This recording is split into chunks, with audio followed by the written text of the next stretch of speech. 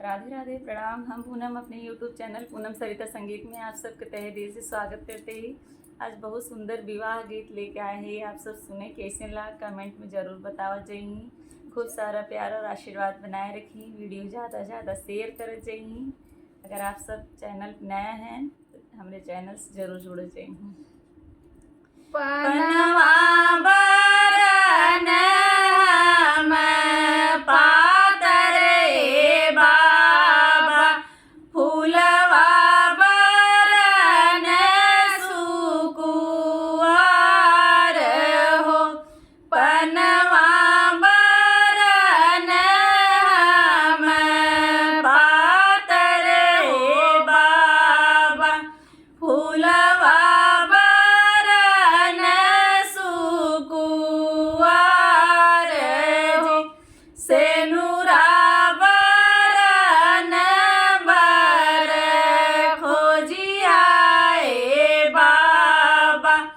तब रचिया हमारो विवाह जी, सेनुरा बरन बर खोजिया ए बाबा।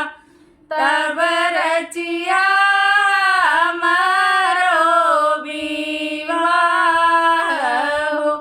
एक कोस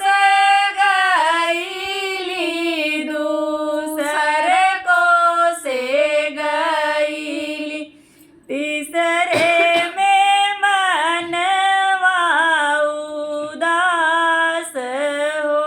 एक कोस गईली दूसरे कोस गईली, तीसरे में मनवा उदास हो।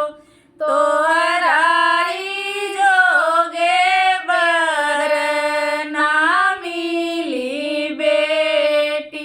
अब तू रहबू कुंवार जी, तोहरे बरन बरना मिली बेटी।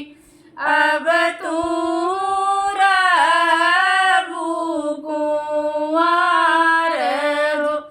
काशी में गईला बाबा,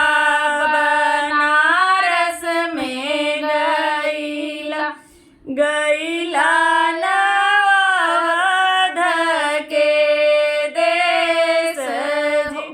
काशी में गईला बाबा, बनारस में गईला, गईला नवध के देश हो।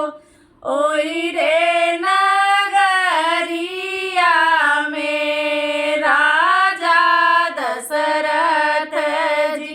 जे